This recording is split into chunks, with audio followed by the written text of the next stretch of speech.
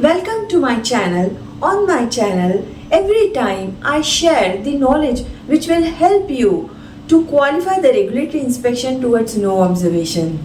Yes, you are average of five people you spend the time with. Make me the one person so it will help you to grow in your career. And if you are a pharmaceutical company, if you are a founder, owner, or at high level decision maker, so if you will listen to me, so it will help you take the decision in favor of quality and compliance. And many times it happens that if we are not having the knowledge of compliance, so many times we ended up taking the wrong decision, and each decision cost you $1,000,000 if it is against the quality and compliance, and if we fail in the audit or we get the warning letter in any regulatory inspection. Okay, so welcome to 90 days challenge of learning with Blue Ocean Compliance. In this challenge, every day I am discussing with you the critical non-compliances and compliance challenges which cause the manufacturing company, pharmaceutical company getting the warning letters. And in this series, I am also discussing very deep concepts which will really help you solve the problem of non-compliances. Okay, so today we are going to discuss in continuation of the human error. You know, human error is very sensitive and critical topic. If it is not handled properly, it is going to cost you a lot of investment and a lot of manpower, energy, and maybe possible that getting the warning letter. Yeah, yesterday we discussed that how to investigate properly and how to human error be isolated from the normal error, and we should not make the mistake by other non-compliance or another error by simply saying that it's the human error and closing the investigation as such. Okay, and you know, nowadays US FDA regulatory authorities, EDQM, US FDA, any in international regulatory inspectors rejecting the approach of fault finding and complaining. They want that investigations to be performed very deeply, right? In-depth analysis and investigation to be performed, and real problems are to be identified and resolved so that the actual problem can be solved, your CAPA can be effective. Okay, so there are many frameworks which help to reduce the human error on the site. In that, yesterday we have discussed one framework, and in continuation of that we are discussing the same thing. But yes, we are also going to discuss in continuation of this series the other frameworks also. Okay, so stay tuned and do not forget to subscribe to my YouTube channel so that you will not miss any of these learnings and sharing. Okay, so there are two types of the human failure if we discuss with respect to the human error. Okay, one type of the failure is when humanly error happens, okay, inadvertently, and another error happens when purposely it is done. There are two types of the human failures happen with respect to the human error. Okay, one is inadvertently. Okay, means it is humanly error, means it is happens naturally and there is no control of human. Those error can be called as the human error. But there are other errors which are done deliberately, just to apply the shortcut, to take the path of shortcut, or intentionally for cost cutting, or which is done purposely. Okay, so if the case is of first type, then it's okay and you can keep those error in human errors.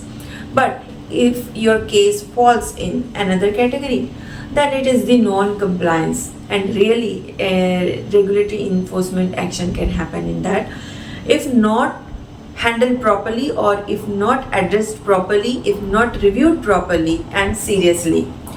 Okay, so in these human errors, there are different types of the human error, right? So if it is inadvertently, then what can happen? It may happen that many times the what was supposed to do, it was not done, right? Understand properly. What was supposed to do, it was not done, and planned activity was not performed as it was planned. Okay, so may be possible that it may be due to the lack of attention, means for some time person lost the attention in the task what he or she was doing, and just error happens. Okay, another case is that the mistake means repeatedly any activity is performed on your side, it is the regular task, but due to absent-mindedness the error happens because person could not focus on the task and just he suddenly he was thinking something and the error has happened. Okay, so these two types of the error can happen. Inadvertent error, it comes. Another type of inadvertent error comes that the rules, related to rules, how the person is thinking that it is the rule, but that rule was wrong. It was the person's understanding that whatever rule he or she is thinking, that is the accurate rule, but it is not the rule. Means for example, in the rounding, yesterday also I have shared with you that while doing the rounding, person think that he or she is following a specific rule, but the reality is that it was not rule and it mistake has happened. Okay, so this kind of the human error can happen. Now may be possible that human error can happen that SOP, the person were following the outdated or obsolete SOP, or SOPs are not accessible to the people, so people don't know that what should we do and mistake happens. Okay, and another case happens that the person is overburdened and supervisor is giving them a task or assignment above their capacity which they can handle.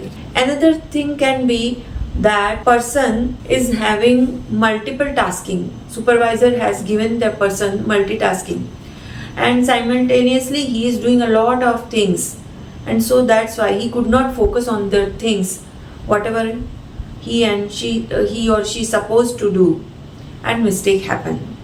So in this way inadvertent mistakes happen. Okay, so from these discussions, if you will listen it again and again, then you will understand the meaning of this discussion, and I request you to watch this recording multiple times so that you will understand what I am trying to convey you or communicate you. Only listening once may be possible you will understand something, but if you will listen multiple times, you will be able to understand the concept.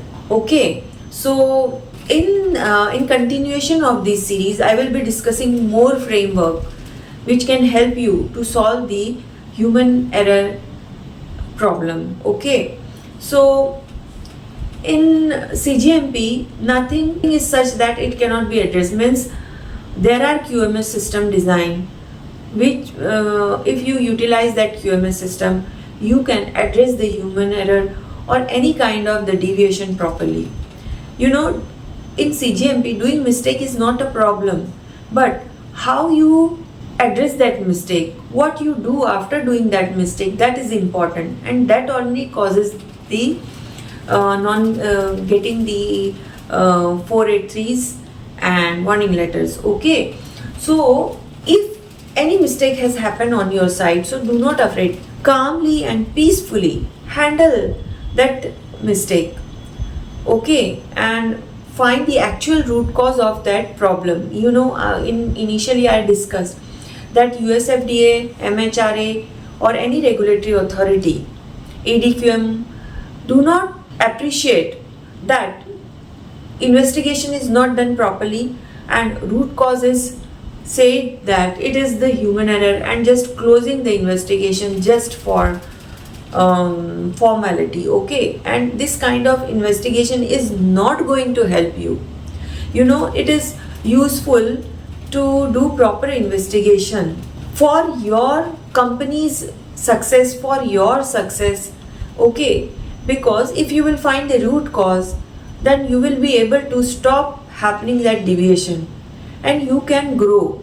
And if you will end every investigation saying that it is a human error, and you will not have any solution for that mistake. So same type of the deviation will be repeated again and again. Okay, so watch this series without any fail.